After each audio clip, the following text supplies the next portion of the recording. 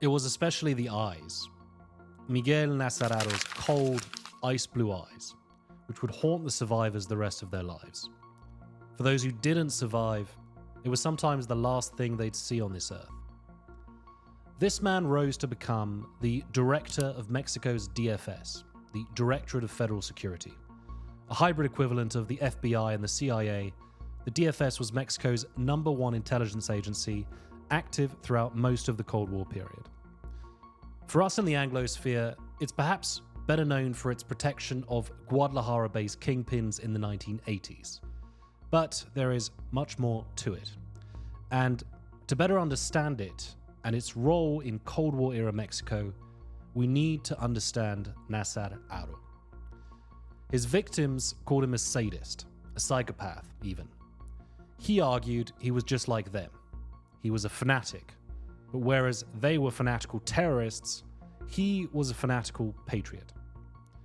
We're going to look at his life, what he believed, and his key role in one of the darkest chapters of modern Mexican history.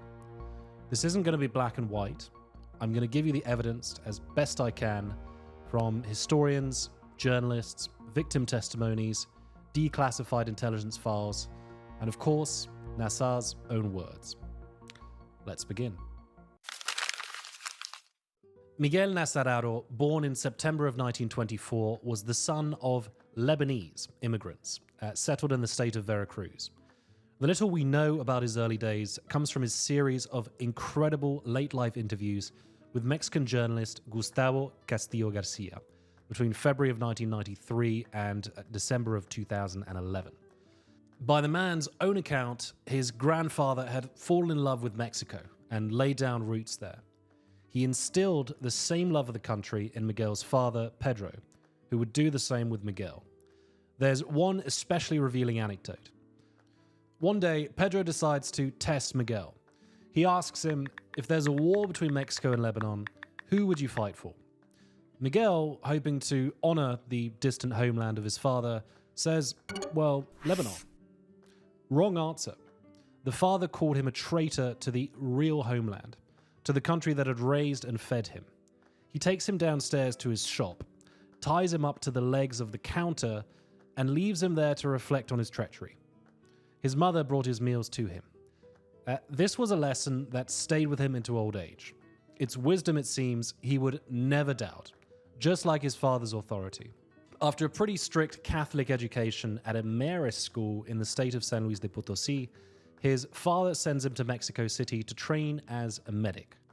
Believe it or not, and I say that because I'm quoting the man's own words, the great torturer-to-be dropped out after his first year as he didn't have the stomach for it.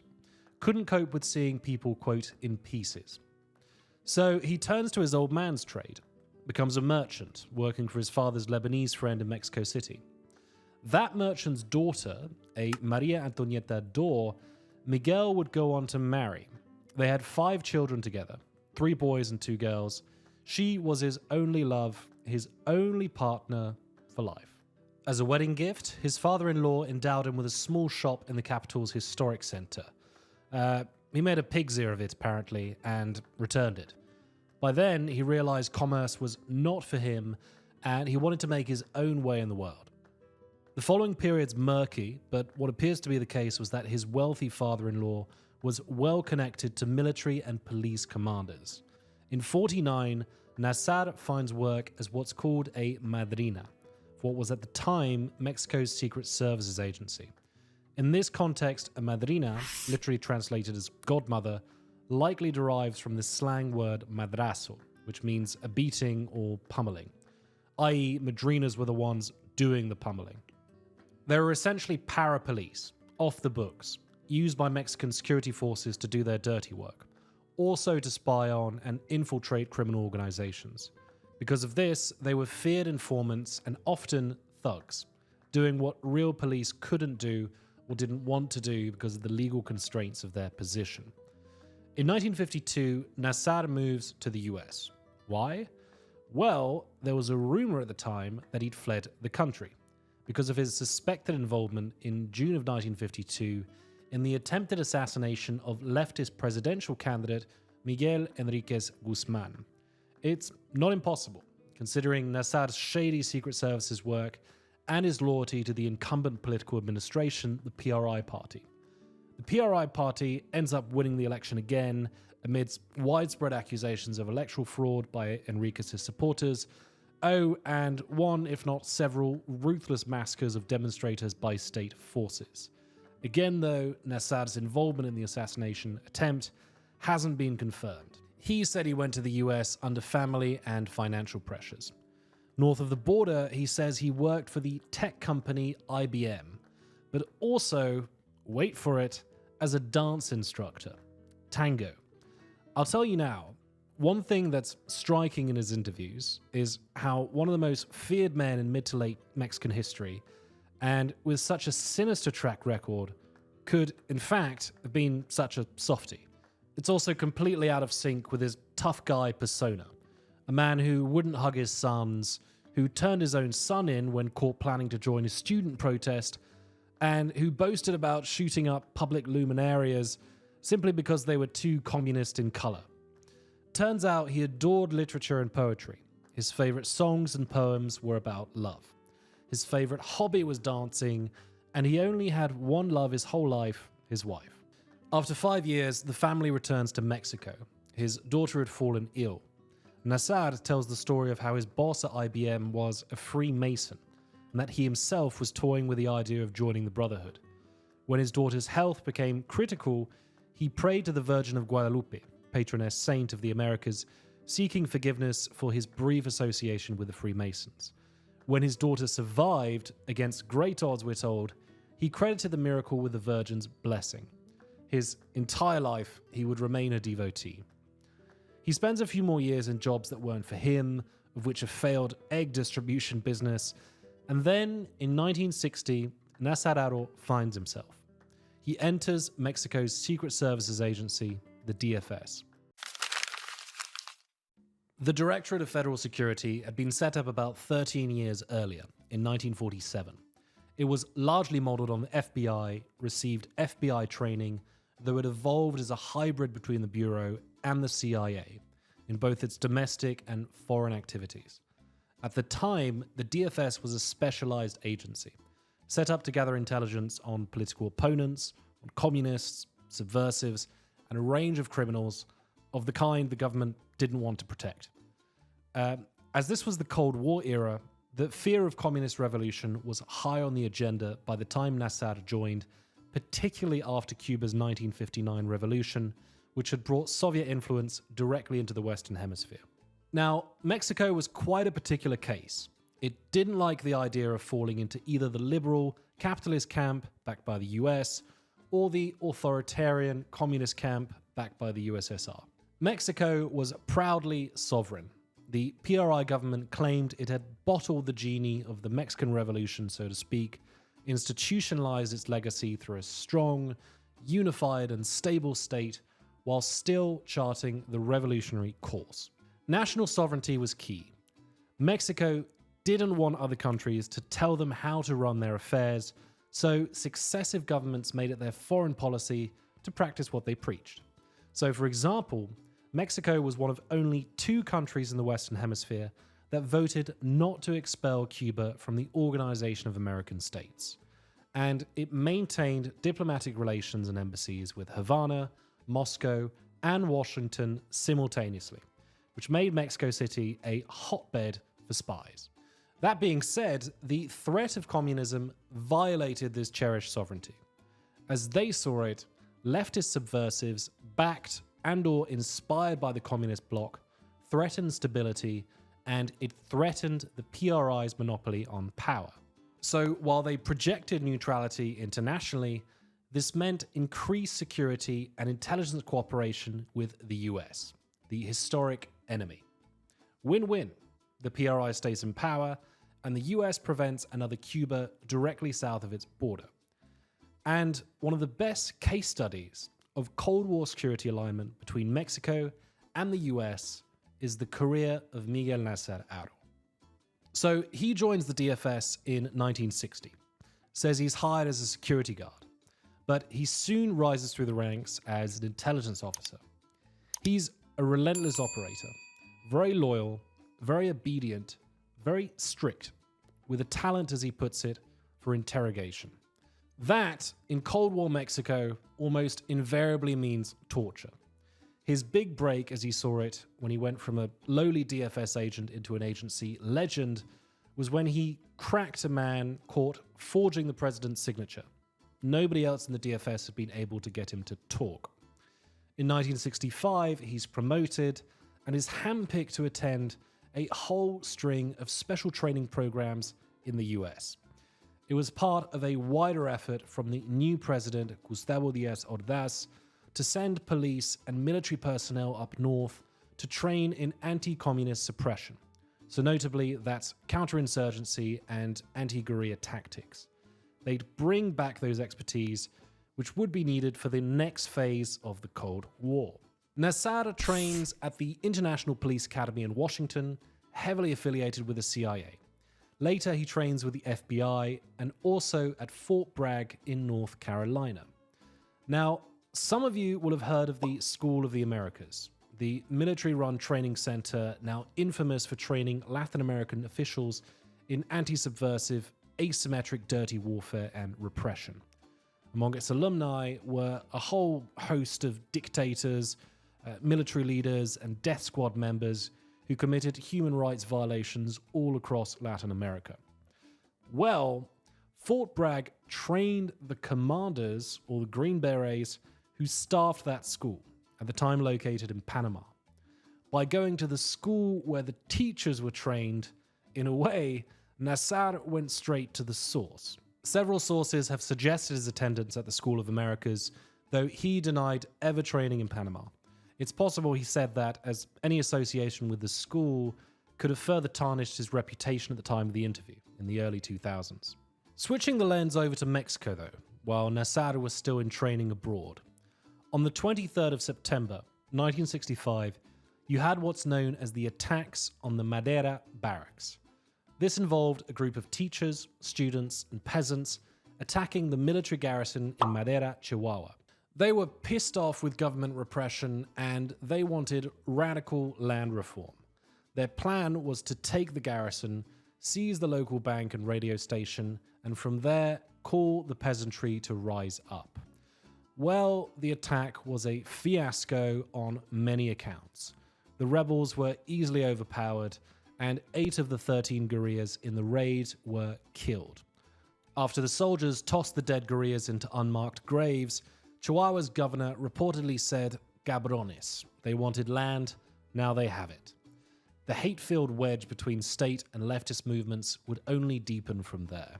The Madera Barracks event is significant, historically and in Mexico's political memory. It's often marked down as the start of the dirty war in Mexico. It was a huge source of symbolic and historical inspiration for later guerrilla groups waging war against the state, one of which we'll discuss. Though the attack had been quickly suppressed, it caught security forces by surprise. The DFS decided it needed a new spy group to investigate, document, infiltrate, and ultimately dismantle Mexican guerrilla groups. It was Nazar, by then one of Mexico's best trained security agents in anti-guerrilla warfare, who was given the task of setting up that agency in November of 1965. It was called the Group of Special Investigations, codename C047, after the year the DFS was founded, according to Nazar's son. Only its members, the security of the interior, and the president had direct access to its investigations. The DFS's most secretive agency at the time, comprising just 10 members at its inception, 5 men and 5 women, C047 was the first of its kind in Mexico, and it would prove fundamental to the state's sanctioned dirty war against subversives. What did it do? Well, it gathered and documented intel on subversives, real and suspected. So that's students, trade unionists, teachers, peasant organizations, the list goes on. They use the standard espionage techniques of the day. Wiretaps, surveillance, secret photography. Since anti-subversive work was their remit, Other security agencies and departments would pass sensitive cases onto them or intel related to suspected subversive activity.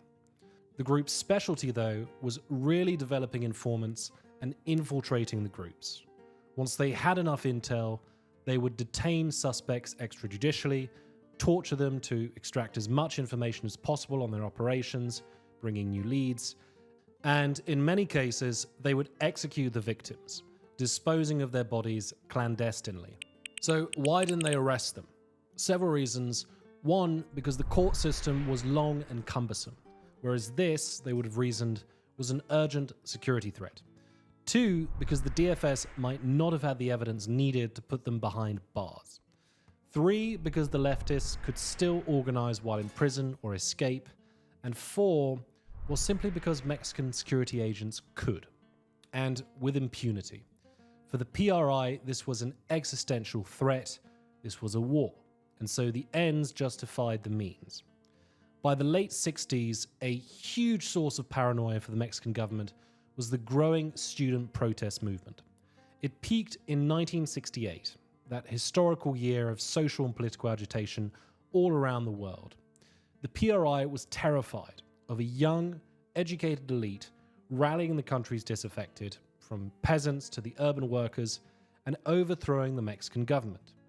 If the students had nearly done it in France, they could certainly do it in Mexico. And the PRI was especially terrified of backing from Cuba and the USSR.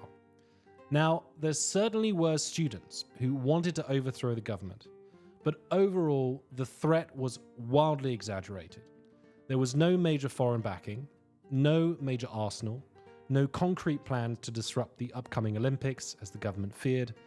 DFS intel was patchy and subpar, the results of a paranoid, understaffed, under-resourced spy agency. Nazar was key to the stream of that intel.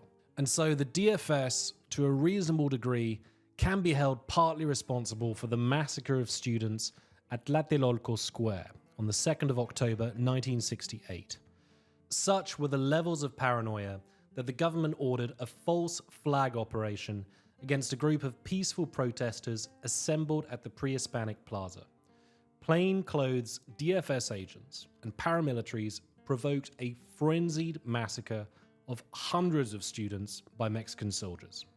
Student leaders were rounded up, tortured, and murdered in the following days. The key student groups were dismantled.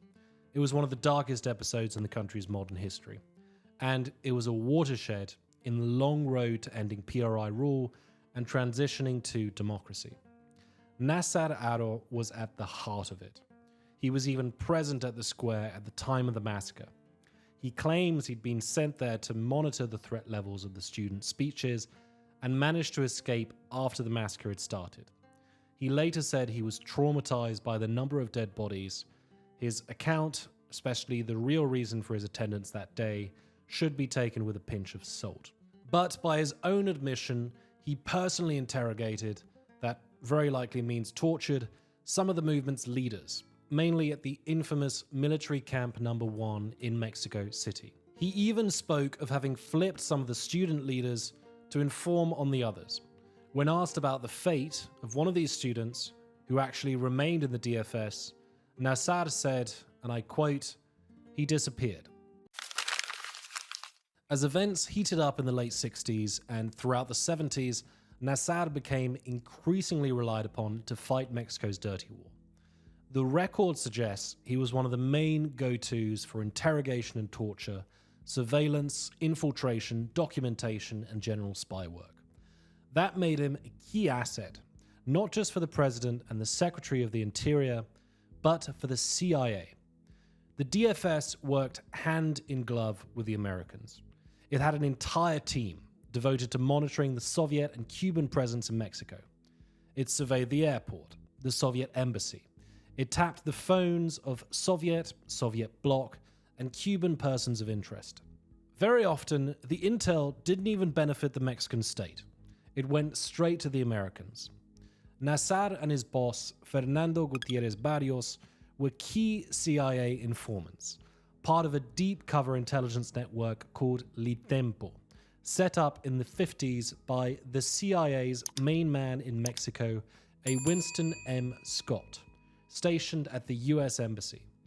For his influence behind the scenes in Mexico, he was dubbed America's proconsul. Some of Litempo's earliest recruits included no fewer than 4 future Mexican presidents. Nazar, codenamed Litempo 12, joined a little later and became one of the network's most prolific and most important paid assets. Scott reportedly took to him immediately. He sent a message back to Nazar's boss, quote, "I like this guy. Send him again." And from 1966 onwards, Nazar was meeting daily with Scott's right-hand man, supplying intelligence on, quote, the Communist Party, Cuban exiles, Trotskyites, and Soviet bloc cultural groups. I should add, for the Cold War US history buffs, Nazar was a key CIA informant in the hunt for Lee Harvey Oswald, JFK's assassin. Likewise, in the real-life case of the Falcon and the Snowman, it was Nazar's capture and torture of the Soviet spy, Andrew Dalton Lee, aka the Snowman, which would lead to the capture of his associate, Christopher Boyce, aka the Falcon. In 1970, with the new administration of President Luis Echeverria, also a paid CIA informant, Nazar was promoted to sub-director of the DFS. In reality, though, it's believed he had more influence than the director, because of his unofficial role as Spymaster in Chief, because he spearheaded the Essential Special Investigations Group, and because he was the go-to for the CIA and other state organs involved in the Dirty War. Personally, he was relentless. He was talented, he was authoritarian with his subordinates, completely ruthless, and he was a man of action. What's really quite striking about Nazar's life is that it does in parts resemble a Cold War era spy novel. And that is a testament to how hands-on he could be, particularly in special operations. To skim through just a couple, in 73, he gets shot in the leg during a mission rescuing the kidnapped relatives of communist art patroness Dolores Olmedo. Then there's another thing that happens that same year. A group of South American guerrillas had hijacked a passenger plane which they had diverted to Mexico and were threatening to blow up if their political demands weren't met. Nazar was sent to negotiate, alone, allegedly unarmed, and by posturing as a communist guerrillero and winning them over, offering, for example, to take his life instead of the passengers, he manages to get the flight safely diverted to Havana, saving all the passengers on board. At least this is the DFS narrative. But it was instances like these, of personal bravery and skill, which did make him something of a legend in official circles. The 1970s would prove the deadliest decade in Mexico's Dirty War. Many social groups and political organizations were suspected and targeted, but in this decade, it was the revolutionary groups that had declared armed struggle against the government, who for obvious reasons bore the brunt of the state's response. To run through the main ones, 2 were peasant-based movements based in the mountainous state of Guerrero in Mexico's southwest, the Party of the Poor, led by Lucio Cabañas, and the Guerreran National Civic Association under Genaro Vázquez Rojas. Fighting entrenched corruption and local repression, they robbed banks, they kidnapped politicians, and they assassinated officials associated with state violence. Now, it was really the Mexican military who went after these the hardest. By 1971, around 24,000 troops, that's roughly 1/3 of the Mexican army, had been deployed to Guerrero. In contrast, the Party of the Poor's nucleus was in the few hundreds. Add to that an unknown number of peasant sympathizers. Most of the Dirty War's documented human rights abuses took place in Guerrero. Still, the DFS acted as a key intelligence arm, coordinating surveillance, infiltration, and manhunts. Nazar himself gave one example of DFS involvement. In late May of 1974, Lucio Cabañas and his followers kidnapped the state senator and aspiring governor of Guerrero, Rubén Figueroa. This was after the candidate had tried to meet with Cabañas in secret to discuss a possible amnesty. The military crackdown that followed, ordered by President Echeverría, was swift and brutal, involving a huge military escalation in Guerrero. The troops looted, raped, and pillaged. Torture, executions, and massacres were all widespread. The Mexican army even pioneered what would become a staple of Latin America's dirty wars, death flights. That is, hundreds of victims dropped, often still alive, from military aircraft into the Pacific. Nazar played a key role in the manhunt for Lucio Cabañas. His idea was the guerrillas had to be near a water source. So what he does is he studies all of the lakes and rivers in the region, he identifies the likeliest contenders, has them patrolled, and that's how the military is able to find the hideout. The senator escaped during the armed confrontation. In his interview with Castillo Garcia, Nazar called Cabañas, quote, a fanatic. Very radical, very difficult. But the journalist noted Nazar spoke highly of him. His response revealed quite a bit about his worldview. The reason he spoke highly of Cabañas was that, in contrast to a previous group Nazar had dealt with, and we'll look at this more later, Cabañas, quote, never asked for foreign help. He got his own weapons, and he wasn't backed by communists. In essence, he was an old-school Zapatista-style revolutionary, waging guerrilla war in the name of social justice. Though Nazar undoubtedly thought Cabañas was on the wrong side of history and was fundamentally a terrorist who murdered and kidnapped state forces, it was that romantic, homegrown touch about Cabañas he could get behind. He embodied honorable Mexican virtues found in the heroes of the revolution.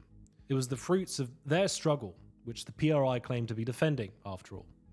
A party man to the core, fundamentally, Nazar was a nationalist. He could respect an enemy. What he couldn't forgive was what he saw as betrayal of the homeland. There was another group, though, that Nazar considered pure demonic vermin. Fighting it became the defining campaign of his career, something of a holy crusade for him. The organization in question was the 23rd of September Communist League. The League was formed in Guadalajara in March of 1973. It was a merger of various underground, mainly urban-based insurgent groups comprising communist or communist-leaning students who'd lost complete faith in the PRI. They'd been especially radicalized by the state massacres of 1968 at Tlatelolco, and again in 1971 when another student demonstration was crushed by a state-sponsored shock team of paramilitary thugs, killing over 200 in the capital's streets. So for the League, it was clear. The PRI were a bunch of despotic, bourgeois tyrants posing as institutionalized revolutionaries when they were really just capitalist traitors. Mexican democracy was a sham as elections were rigged and peaceful opposition was met with bullets. If the government couldn't be voted out, the only option was armed struggle alongside Mexico's peasantry. The League's campaign included attacks on state forces, particularly the police. It included kidnappings of major industrialists for ransom, assassinations of figures considered agents of repressions, also bank robberies. They justified these as expropriations. Stolen money they were stealing back for the people. Now let's shift back to Nazar. To him, Lucio Cabañas had been like a misguided Mexican folk hero. The Communist League was different. Firstly, they were far more dangerous, armed, educated, and well organized. But it was worse than that.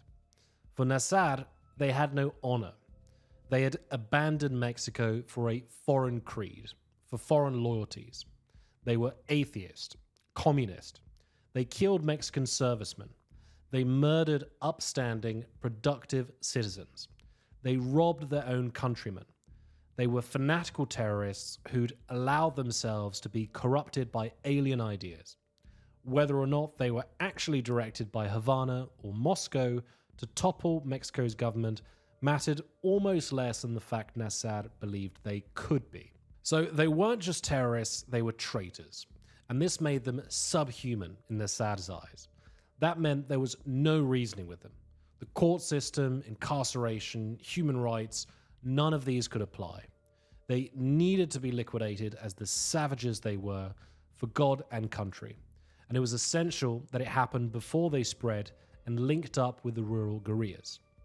The dirty war he fought against the Communist League involved the crystallization of all the skills, techniques, and knowledge he'd acquired from his training and from his time crushing both urban and rural-based peasants.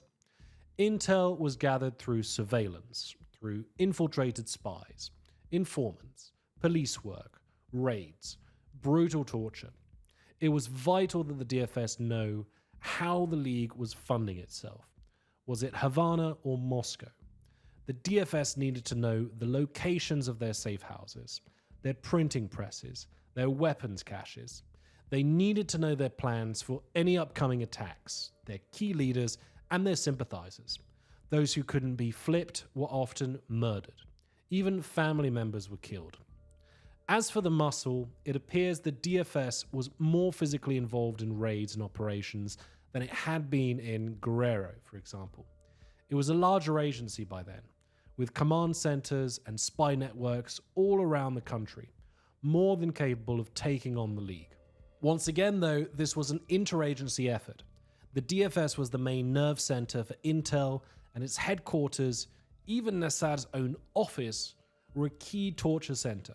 But the military, the federal police, the state police were also heavily implicated in operations and human rights violations.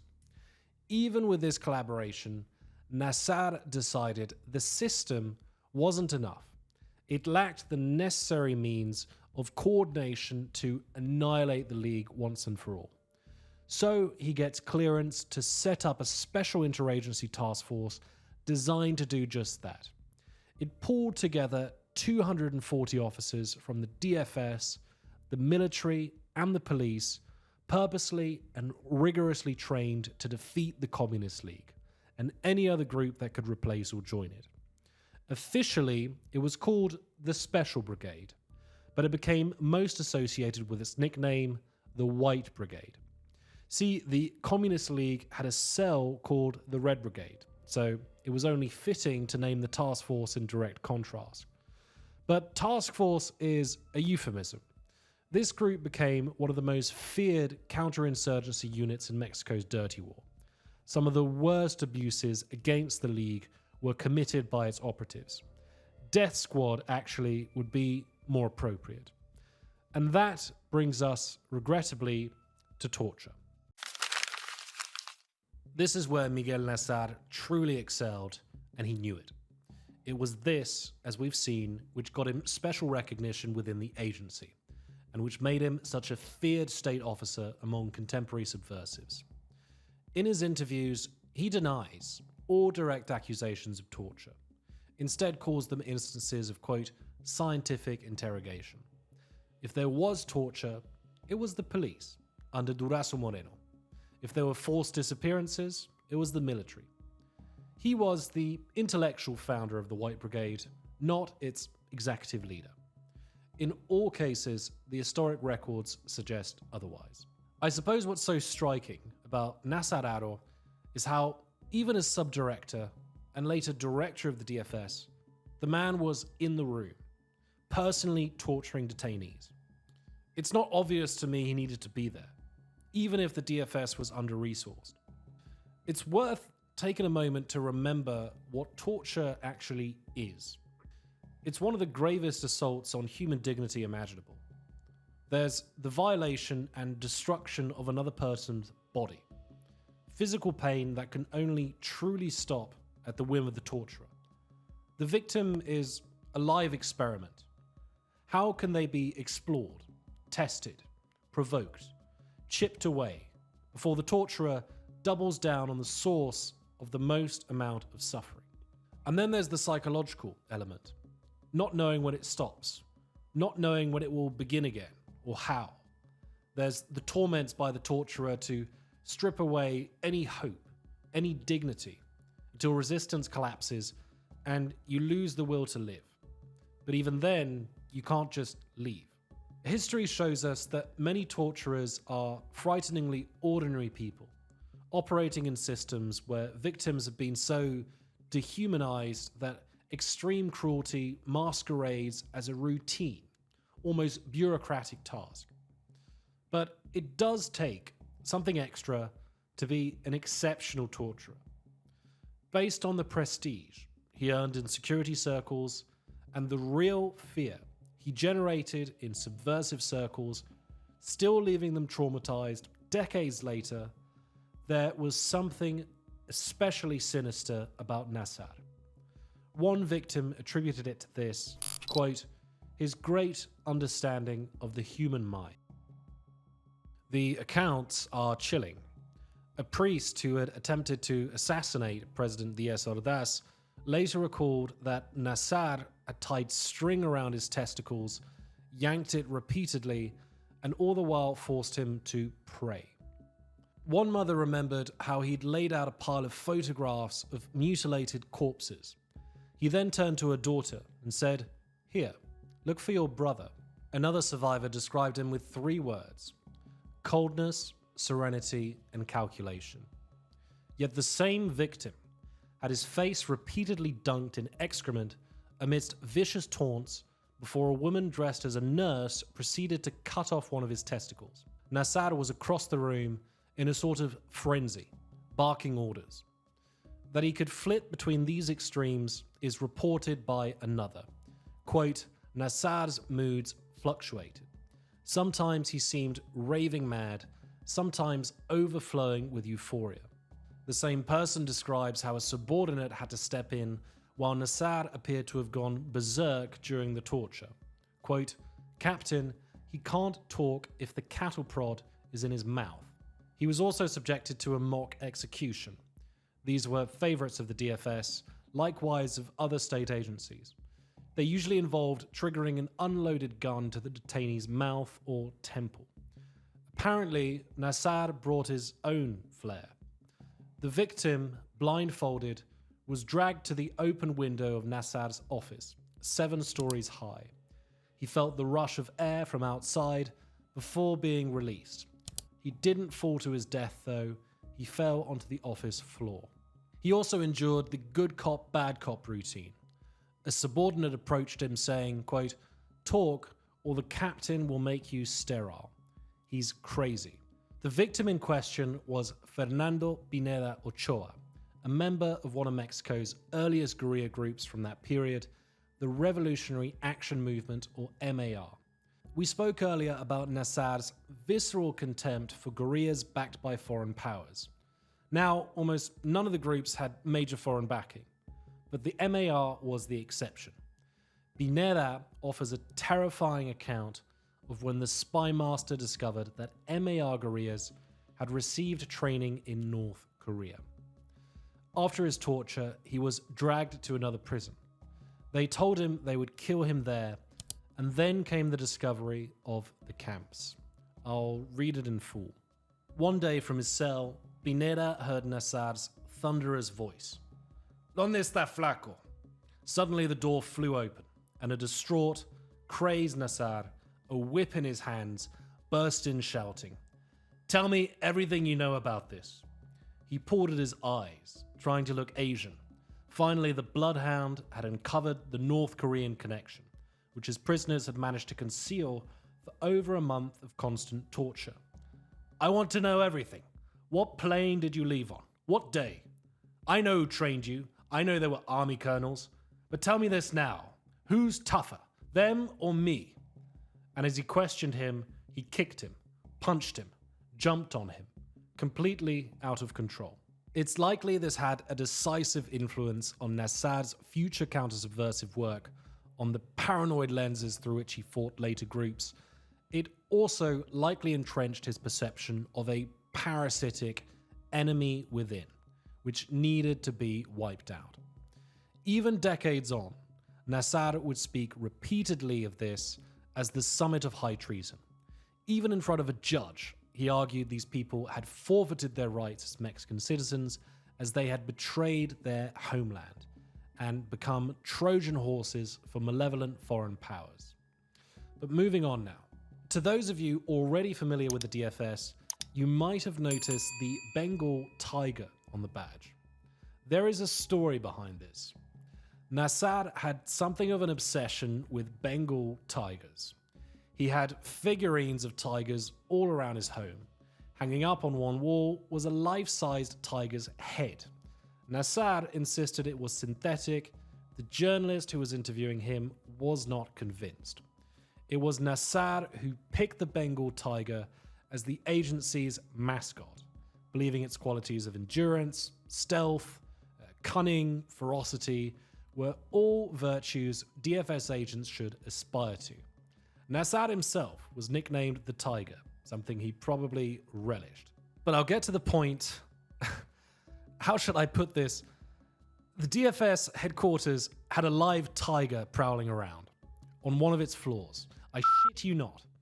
This is the tiger you're seeing now, filmed in a documentary on the agency which Nazar oversaw in the mid to late 70s. The tiger, given the very imaginative name of Bengal, by the way, was lent out to a prominent showgirl and violinist for her onstage performances. It does beg the obvious question: if that tiger was used during torture or the disposal of corpses. I personally find it difficult to believe that Nazar or some of the crueler DFS agents were above this, but we don't have any evidence for it. What's certain from Nazar's own comments is he used the threat of being sent to the tiger. Even decades after, this was a source of humor for him. Quote, "If they told me, I don't know anything, I have nothing to say, I would respond with, no, you don't have to speak with me. Speak with our friend the tiger." I should add that the DFS office also had an incinerator. Nazar vehemently insisted it was used only for paperwork, not bodies. That said, we have testimony from a former DFS agent that incineration was used to dispose of bodies, though he didn't specify if this was at DFS offices. And there is witness evidence from a former military general of cremation ovens at the military camp number 1 HQ of the White Brigade. Ultimately, the pressure became too much for the Communist League. Years of surveillance, infiltration, torture, targeted raids by the White Brigade, and the systematic killings of key operatives gradually wore the League down. By the early 80s, it was a shadow of what it had been a decade earlier. There was another factor we can't neglect, though: the power of disinformation. Nazar was very effective at this. If he was holding a group of guerrillas captive, he might release one early. Otherwise, he might speak highly of a member in front of another who'd just been tortured. The idea was to plant the suspicion there was a rat or a mole. That's when paranoia creeps into the ranks. You start getting mistrust, division, between and within factions. Cooperation breaks down, and this seriously weakens the entire League over time. So, torture alone didn't destroy the Communist League, but Nazar did make the most of each session. He understood its value even long after the interrogation had ended. Moving on now to a theme the DFS has long been known for. So, Nazar oversaw the agency's nationwide expansion into what it had become by the early 1980s. I mean, in 1965, it had 120 agents. In 1982, there were 1,008. And just 2 years later, in 1984, there were 3,008, nearly triple.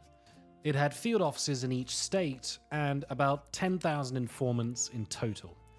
But it was often under-resourced, as were the vast majority of Mexico's security agencies. So, to finance operations and keep its operatives satiated, the DFS increasingly turned to the illicit economy. Some of you will already know just how deeply the DFS became embedded with the Guadalajara-based Sinaloan traffickers, organizing, extorting, and protecting what's often considered Mexico's first cartel. What happened was, with the administration of Miguel de la Madrid, who ironically was promising an era of moral renewal, the DFS pretty much took over the country's protection rackets, which had been previously run by the Judicial Police and the Attorney General's office. The shift especially occurred after the ousting of the hyper-corrupt police chief Durazo Moreno. Now, the peak of DFS collusion with drug traffickers took place during the tenure of Nazar's successor, José Antonio Zorrilla Pérez. But there is little doubt that Nazar set a very strong foundation.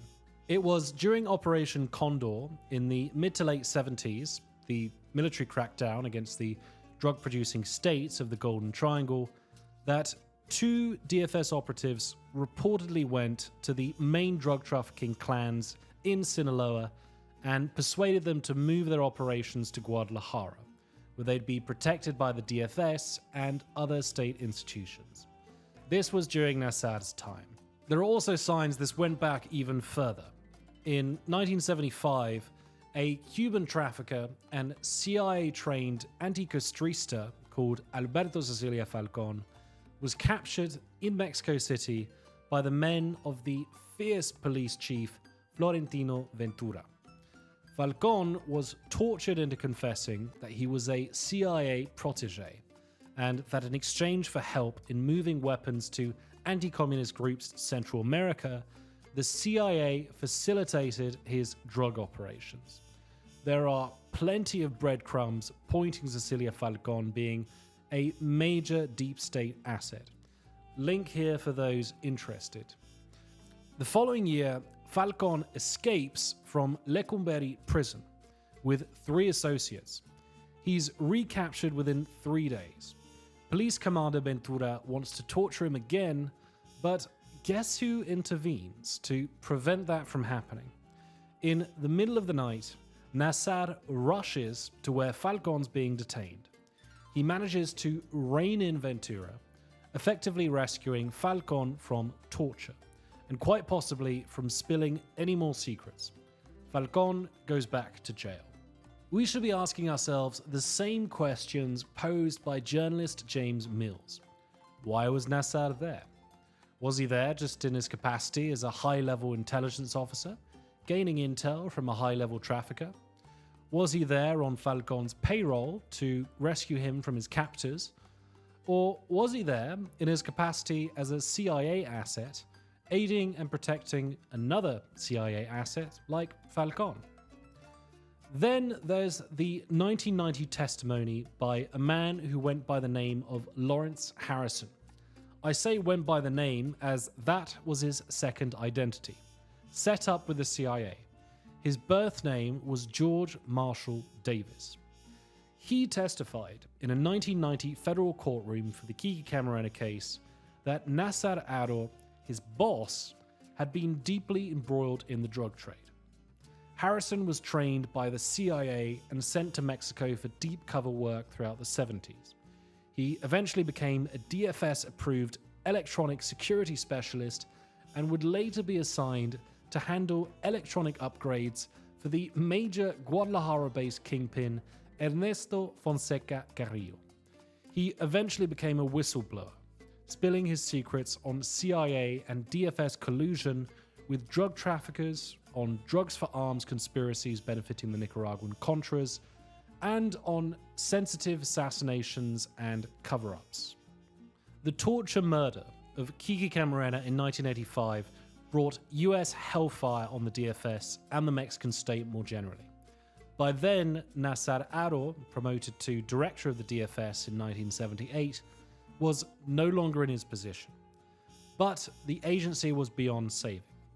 Its protection of drug traffickers, together with its deep involvement in the murders of the DEA agent and the veteran journalist Manuel Buendia, led to its dissolution. There was, however, another scandal, one that's lesser known today. It took place 4 years earlier. It rocked US-Mexican relations, and it landed Mexico's infamous Spymaster in an American jail. In July of 1981, at a San Diego motel, a months-long FBI investigation climaxed with the dramatic arrests of over a dozen members of a criminal gang. The investigators had discovered that since at least 1974, this gang had stolen around 4,000 luxury cars across an area spanning from San Francisco to San Antonio, later smuggled into Mexico. Its total worth was over $30 million. They also discovered, to their alarm, that the ring's top protector was none other than the director of the DFS himself, Miguel Nazar Haro. Many of the thieves and smugglers were themselves DFS agents, all acting with total impunity. The cars were used by the agents both privately and for operations. They were gifted in exchange for political favors, and they were sold. The proceeds were either pocketed by the agents or they went into DFS coffers. Nazar himself was linked to a stolen blue Ford van, a golden Porsche, and a yellow Dodge van. When the indictment came out against 28 of the co-conspirators, guess whose name was conspicuously absent?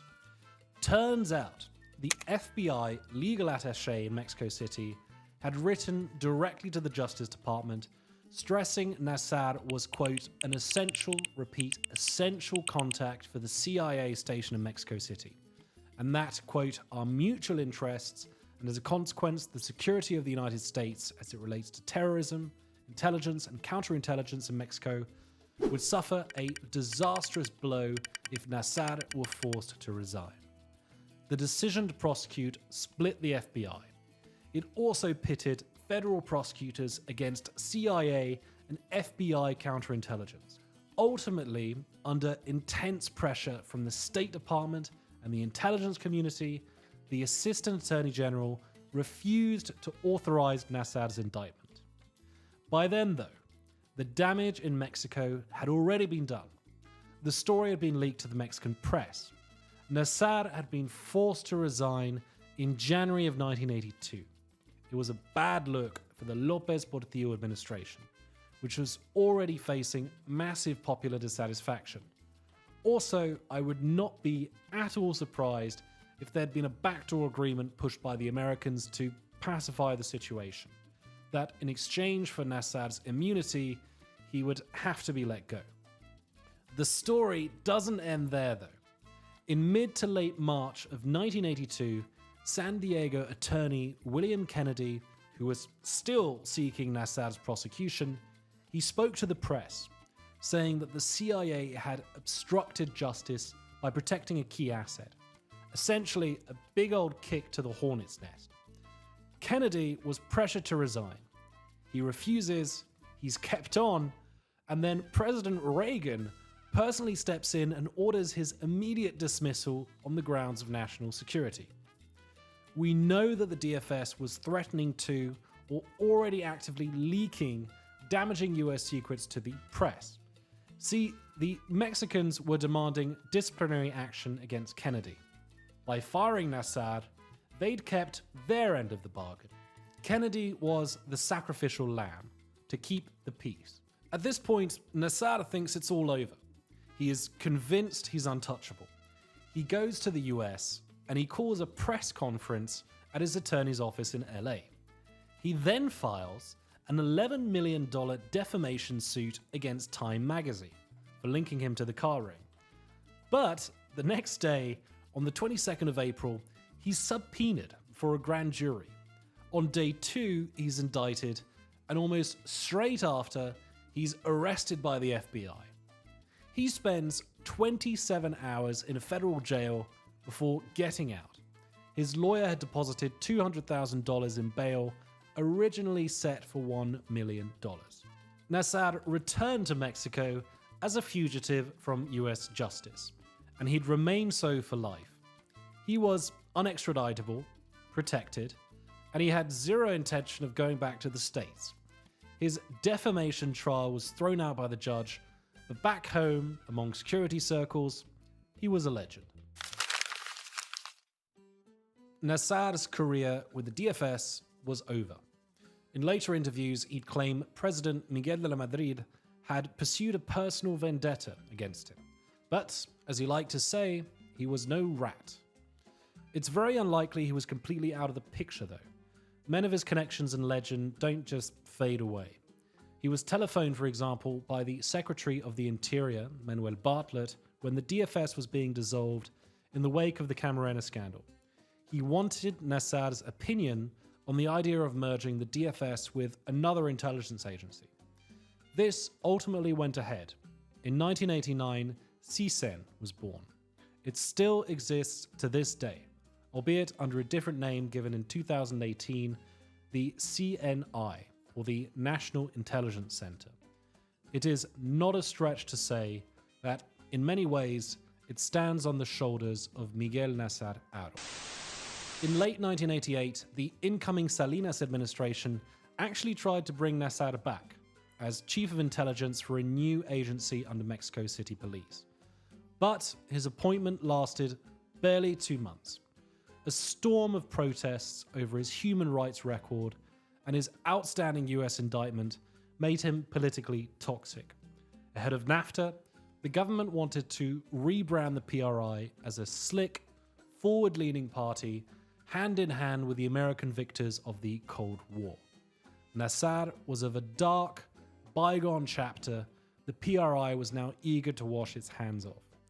Once again, he was forced out and he'd never hold public office again.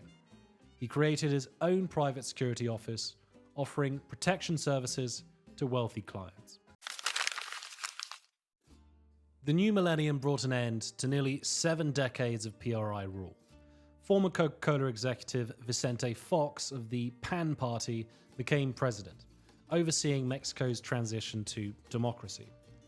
Turning the page on PRI rule ironically meant confronting its very dark past. Fox's government set up a special prosecutor's office to investigate the dirty war. That and a truth commission tasked with documenting torture, forced disappearances, extrajudicial killings, and other human rights abuses committed by the Mexican state against its own citizens, in violation of its own laws. The first formal indictment came out on the 21st of April 2003. One name belonged to a senior military commander, the other was Nazar Haro's. As practically the face of the state's worst violations during the Dirty War, Nazar was a bold first target from the prosecution. The sentiment was that if they could get Nazar, anything was possible. Chief among the charges was the abduction and forced disappearance of Jesus Piedra Ibarra, a medical student who joined the 23rd of September Communist League and was likely executed in Monterrey on Nazar's orders.